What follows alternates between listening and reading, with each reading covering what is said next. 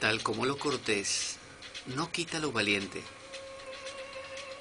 así lo hilarante no quita lo profundo. Y dado que la vida es un juego, aquí comienza la espada de Damocles, la ficción más real que puedas concebir.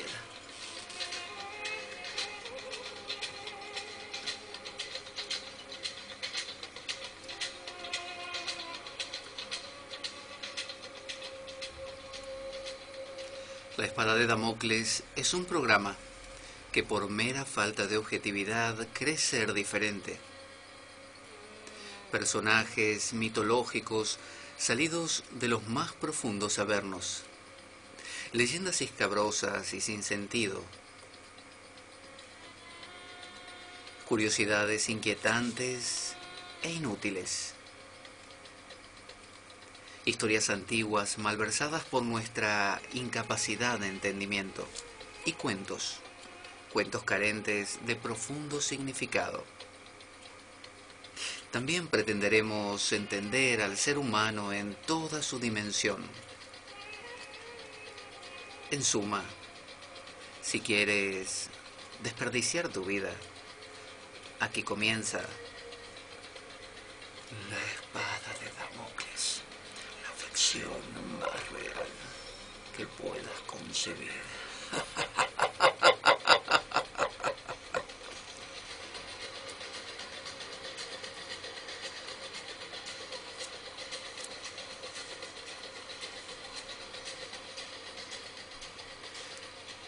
La espada de Damocles se emite todos los domingos de 2:30 a 4:30 de la tarde por la Radio Cuca 107.3 FM del dial de Oviedo. También puedes oír y descargar nuestros programas grabados a través de nuestra web www.espadaweb.blogspot.com. ¿Sabes una cosa? No te lo puedes perder.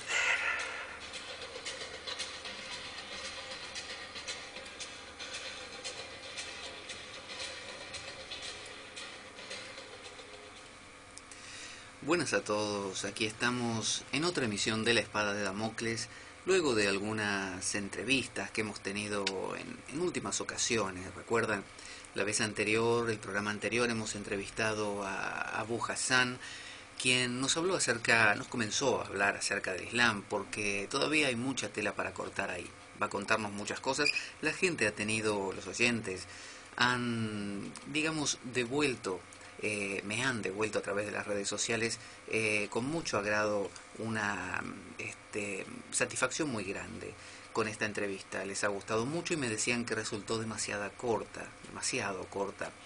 Y de hecho sí fue así, dado que el propio Abu Hassan me dijo 1 hora. Y ya lo haremos en otras ocasiones continuando con las temáticas. Pero bueno, 1 hora es el tiempo que él marca y bueno, igualmente es un tiempo prudencial, suficiente para a veces asimilar algunas cosas. En algunos casos, en algunos programas de la espada, que nos excedemos y hablamos o hablo 2 horas y media.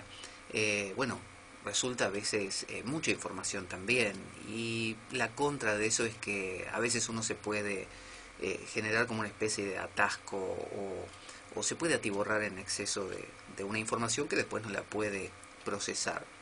No porque lo que se diga en la espada de Damocles sea una cosa sumamente trascendental, única o algo por el estilo, sino simplemente porque cuando se desarrolla un tema, los contenidos pueden resultar excesivamente abundantes a veces.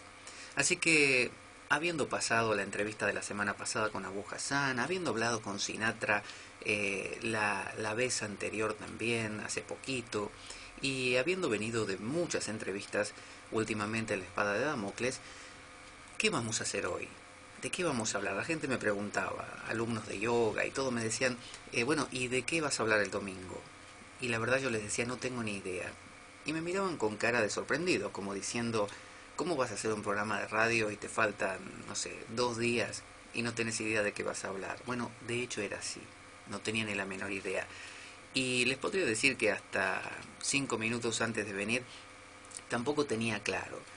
Si bien tenía algunos temas ahí pendientes, uno que no me olvido nunca, que es el de que Obed verá, un contacto, un amigo de Facebook, me lo recuerda siempre, me dice, ¿cuándo vas a hablar en la espada de Damocles acerca de Carlos Castaneda? Ya viene, Obed verá, ya viene. Lo que pasa es que tengo que refrescar muchos conceptos de Carlos Castaneda, de sus libros, y para eso me los tengo que volver a leer. Libros que he leído ávidamente y he devorado, y los leía diariamente, aunque no lo crean, todos los días, una y otra vez, los libros de Castaneda cuando iba al secundario.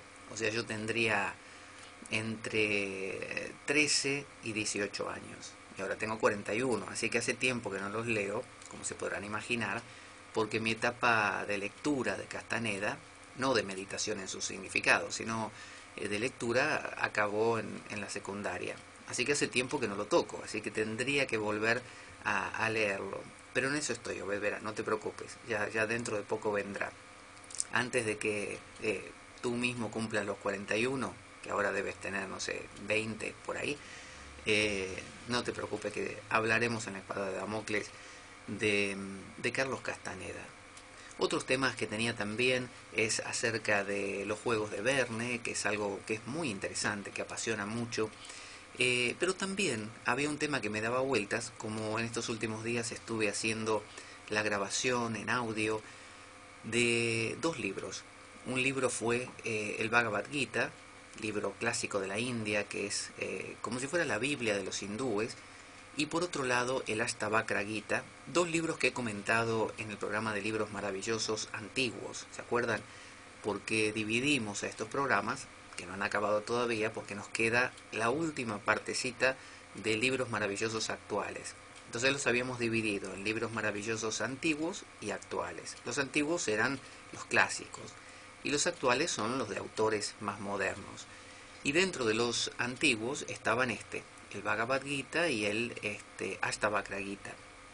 De hecho, en las clases de yoga suelo tomar un verso a veces del Bhagavad Gita, a veces del Yoga Sutra, a veces de la Biblia, de cualquier fuente, ¿no?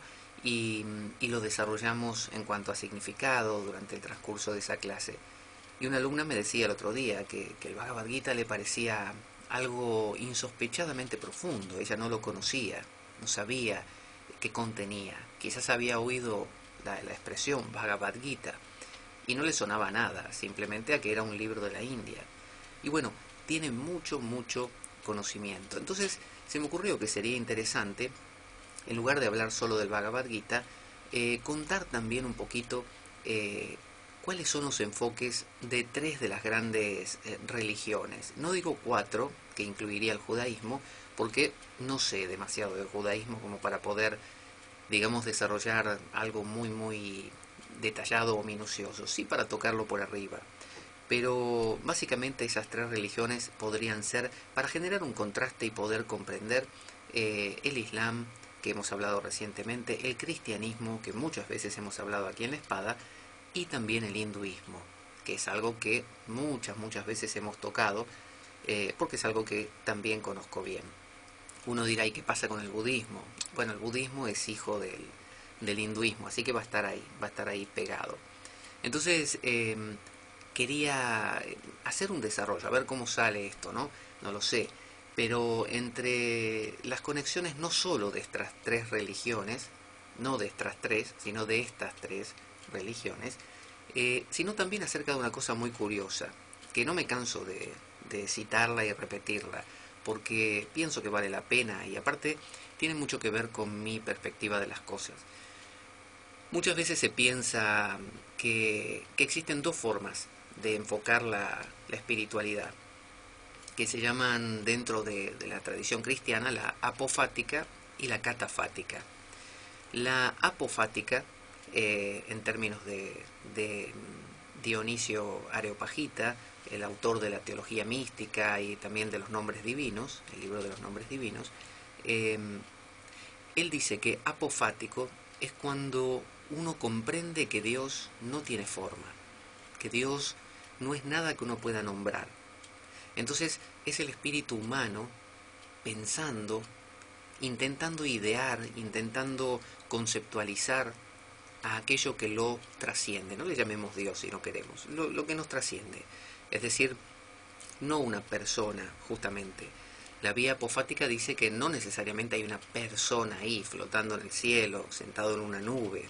No, puede ser que sea la vida misma, llámelo así. Si usted es cientificista, dígale la vida. Como concepto, es decir, la ecología, la totalidad del ecosistema, la vida como manifestación, nada más, no con un alguien detrás. Bueno, si quisiéramos a eso formularlo, decir, la vida es, bueno, siempre nos quedaríamos cortos, no podemos. ¿Por qué?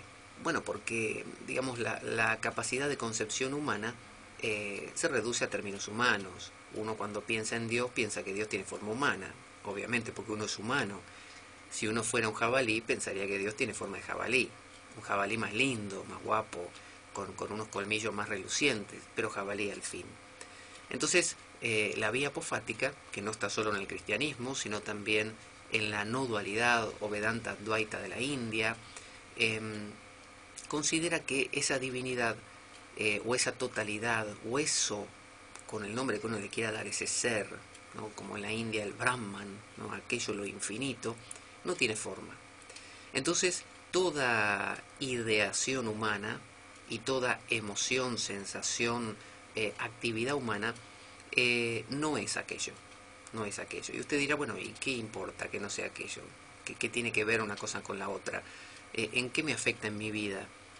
Bueno, si usted se pone a pensar que la mayoría de las personas religiosas lo que hacen o hacemos es buscar un algo, la vía apofática enseña que ese buscar un algo es como girar en círculos, nunca se va a llegar. ¿Por qué? Bueno, porque aquello que estamos buscando no es más que nuestro propio dedo que señala. Es decir, todo lo que digamos que es la divinidad, por ejemplo, busco la paz, busco el amor, busco no sé, la sabiduría, busco, no sé, a Jesucristo, busco a Krishna, busco a Allah, busco a lo que sea. Lo que estoy buscando, eso que le puse un nombre, así sea un nombre pero de lo más sutil, es decir, no un nombre común, no un nombre normal, sino uno le pone, no sé, lo absoluto, ¿no? O Brahman, lo infinito, ¿no? Aquello innombrable, aun como los judíos y los musulmanes que lo llaman Allah o Yahvé, ¿no? O Elohim, mejor dicho, los judíos, y casi como que dicen en ambas tradiciones que se lo puede llamar con algunos nombres, pero no es el nombre. El verdadero nombre se esconde, es misterioso. Los judíos le dicen Elohim, Adonai, pero el verdadero nombre es Yod-He-Vau-He. Son 4 letras, el tetragramatón. Y usted no puede pronunciarlo. Y no se pronuncia porque no se le pone vocales, para que usted no pueda pronunciarlo. Como diciendo, hay un misterio, y ese misterio usted nunca lo va a conocer. Los musulmanes tienen lo mismo, dicen que Allah tiene 100 nombres, y 99 pueden nombrarse. El número 100 no, es secreto, es sagrado, es como privativo de Allah, es impronunciable. De la misma manera, en la vía apofática de Dionisio Areopagita y su continuador en el siglo XIV en Inglaterra, la nube del no saber, un anónimo inglés, monje, y luego toda la escuela renana de Meister Eckhart de Alemania, del Rin, con las beguinas y los vegardos, luego con San Juan de la Cruz y Santa Teresa de Ávila, es decir, y San Juan de Molinos, creo que era San Juan de Molinos, o un nombre parecido que es el del quietismo, que fue combatido como herejía. Bueno, todos ellos eran de la línea apofática. Hoy en día en el Vedanta Advaita, con Nisargadatta Maharaj, Ramana Maharshi, y una serie de maestros nuevos que han salido ahora en distintas partes del mundo, abogan por una especie de no te aferres a nada, ¿no? Sí, pero yo hago la repetición del mantra. No, el mantra es una palabra que creaste vos, es decir, déjala, ¿no? Porque la realidad, aquello, lo verdadero, trasciende las palabras, entonces no tiene sentido. Pero yo, no sé, me siento a meditar y me concentro. No, la concentración no es una pérdida de tiempo. La concentración es un esfuerzo que haces vos, y el vos, ese yo, es una idea más, no existe. Lo único que existe es la totalidad, y una totalidad que ni siquiera la podemos nombrar como totalidad. Por lo tanto, no hay nada que puedas hacer que te acerque a algo que ya sos. O sea, se genera una especie del huevo y la gallina, ¿no? Una especie de lío del cual uno, haga lo que haga, queda trabado.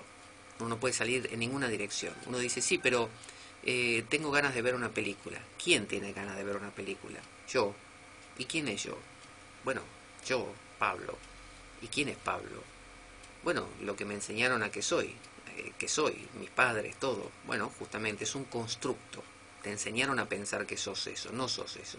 Es solamente palabras, es un constructo social. Bueno, entonces, ¿qué hago? ¿Quién lo pregunta? Yo. ¿Entiende? Es otra vez el mismo juego del huevo y la gallina. Es como volver al origen, ¿no? Es como decir el cuento de la buena pipa. Filemón, ¿qué tal? Bueno, acá estaba escuchando. ¿Conoces el cuento de la buena pipa? Creo que sí, pero a ver, contámelo. Había un hombre que pasaba por un puente. ¿Querés que te lo cuente? Sí, contámelo. Bueno, había un hombre que pasaba por un puente. ¿Querés que te lo cuente? Te estoy diciendo que sí quiero que me lo cuente, Filemón. Había un hombre que pasaba por un puente. ¿Querés que te lo cuente? Me estás cansando, Filemón. ¿Qué me estás diciendo? Sí quiero que me lo cuentes, contámelo de una vez. Bueno, por eso, había un hombre que pasaba por un puente. ¿Querés que te lo cuente? Bueno, Filemón, ya entendí, era una broma. Justamente eso que estás haciendo es el pensamiento circular. Y la vía apofática, la vía de la negación, la vía negativa, ¿no? En la India le llaman el neti neti, ¿no? Esto no, esto no, esto no. Entonces ayuda a deshacer una idea que hemos tenido por mucho tiempo. Hay ideas que uno tiene, por ejemplo, en una época se pensaba que las mujeres no tenían alma, los esclavos negros tampoco, y los japoneses y chinos se salvaban pero por un pelo, pero me parece que los negros y los indígenas americanos no tenían alma. Después empezaron a tener alma los indígenas americanos y las mujeres, pero no los negros, ¿no? Y así. Es decir, uno va creando un concepto y lo crea y lo cree. Y a veces ese concepto, no a veces, siempre, crea realidades. Entonces yo puedo pensar, soy un tarado, o soy un inepto, o soy un vago, o soy un tal y cual cosa, ¿no? O soy maravilloso. Y es un constructo. Eso se construyó. Y por lo tanto empiezo a creerlo. Más que empezar a creerlo, empiezo a hacerlo. Y de la misma manera, la vía apofática es la vía del conocimiento. Fíjese, Justamente se trata de suplantar una vieja idea, la idea de yo soy el cuerpo, yo estoy atado por, yo esto, yo lo otro, por una idea nueva. ¿Cuál es esa idea nueva? Bueno, la idea de yo no soy el cuerpo, yo no soy Pablo Veloso, yo no soy esto o aquello. ¿Qué soy? Bueno, lo que soy no puedo decirlo, porque aquello que soy trasciende por completo a las palabras. Eso es lo que se llama no dualidad. Y normalmente a la mayoría de las personas les crea un problema psicológico infinito, que ni le cuento. Es decir, les complica la vida, porque es muy difícil de captarlo, de entenderlo. Es muy difícil no verse envuelto en otra vez en palabras. Entonces, lo que hace la vía apofática es esa negación. Mucha gente piensa entonces, la vía apofática es la vía, porque fíjate, está deconstruyendo toda la ilusión, todo el error. No se queda en menudencias, no habla de un adorar a Jesús y comulgar en la misa, o ser bueno, o hacer las 5 salutaciones del día del Islam, o no se queda en eso, va como a la esencia, corta el árbol de cuajo, es como decir la cosa, eso es lo que vale, no lo otro. Entonces mucha gente empieza a pensar que la vía negativa es la vía. Y se convierten en personas que practican esta vía de una manera exclusiva. Es decir, lo hacen no como la persona que sigue una dieta. Usted, por ejemplo, se atiborró de comida, ¿no? O bien le cayó mal algo. Y usted dice, bueno, voy a hacer un ayuno. Voy a hacer un ayuno o voy a seguir una dieta liviana durante 2 meses. Y después vuelvo a mi dieta común, normal. Pero no, esta gente no hace eso. Esta gente considera que la dieta a seguir para mejorarse, la medicina, se convierte en el modo de ser. Y es como el Buda cuando decía que una persona para cruzar un río usa una barca. Pero una vez que cruzó el río, ¿para qué va a carrear la barca consigo? Lo más sabio es dejarla atrás. Pero no, mucha gente, decía el Buda, sintiéndose o acostumbrado a esa barca o agradecido también a la barca, la cargan sobre sus cabezas y andan por el mundo con una barca encima. Y cuando la gente les pregunta, señor Pérez, ¿qué hace usted con una barca sobre la cabeza? No, dice, es que le tomé cariño, no me acostumbré y ahora no puedo vivir sin ella. Entonces la vía apofática se deshace, se vuelve a convertir en una vía positiva. Entonces, el decir soy un practicante de la Advaita Vedanta o soy un cultor de la Advaita Vedanta o de la no dualidad o de la vía apofática es un sinsentido. La vía apofática es como una especie de bofetada, es una especie de cachetazo que a uno le dan o que la vida le da a uno y uno comprende. Y cuando uno comprende, cambia y listo, y ya lo entendió. Usted cuando era pequeño metió la mano un día en el fuego, todos lo hicimos, o meter la mano o tocar algo caliente. Y ya no necesitó que su mamá le dijera, nene, no toques ahí. Uno ya no tocaba más. Usted cuando se quemó no toca más, no le interesa. ¿Y por qué? Porque usted hizo la prueba. Usted lo tocó y le bastó una vez. No tiene que hacerlo 37 veces. No, una. Entonces la vía apofática es una vía para de una sola vez comprender. Y cuando usted comprende, afloja, suelta y listo. Entonces cuando dicen en la India, usted va en la penumbra del atardecer por un camino solitario y de repente ve una serpiente en el medio del camino y se asusta, como toda persona, se sobresalta. Pero mira mejor y descubre que no era una serpiente, era una cuerda. Y ahí sonríe, se ríe de su propio miedo y sigue su camino con una sonrisa de oreja a oreja. Es decir, ¿qué pasó ahí? Usted comprendió, usted se informó, es decir, tomó una nueva forma. Hasta ese entonces, esa primera información era de esto es una serpiente y es peligroso. La segunda información que le llegó fue no es una serpiente, es una soga, una cuerda, no es peligroso, sigue tu camino. Entonces, informarnos que todo nombre que pongamos a las cosas, bueno, malo, lindo, feo, conveniente, inconveniente, tonto e inteligente, depresivo, fóbico, son todos nombres, son construcciones que con una nueva información usted puede deconstruir y decir, no, esta persona no es un depresivo, esta persona tuvo un episodio al que llamamos depresión, pero quizás no lo tenga más, y quizás nunca más en la vida le vuelva a aparecer, no es un depresivo. Si le ponemos ese nombre y se lo recordamos, lo informamos constantemente, y le damos esa forma. Entonces el tipo toma la forma de depresivo y todo el día es depresivo y toda su vida lo es, porque la sociedad se lo exige. Entonces, la vía negativa es la vía de la deconstrucción, mientras que la vía catafática es la vía positiva, que se la voy a contar después de un intermedio. ¿Y sabe qué vamos a hacer en este intermedio? Que no va a ser musical. Vamos a escuchar un capítulo del Ashtavakra Gita, que justamente es de la vía negativa al estilo de la India.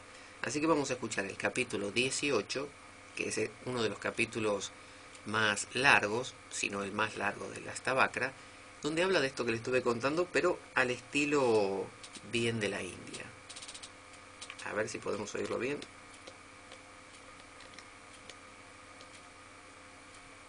Ahí vamos.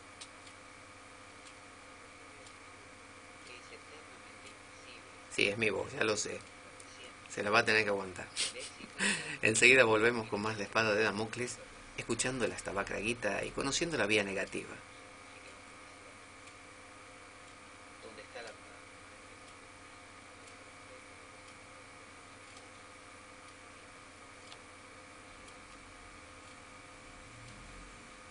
Fenómenos no es más que un estado de conciencia. En realidad no existe. Las entidades que conocen y experimentan la existencia y la no existencia nunca dejarán de existir. Ni lejano ni limitado. Atman está siempre presente, libre de toda turbación, de todo dolor, de todos los cambios y de toda mancha. Por el simple apartar la ilusión, brillan aquellos que poseen una vista clara y son liberados de todo dolor. Todo esto, el mundo, no es más que una producción del espíritu. El Atman es continuamente libre, eterno,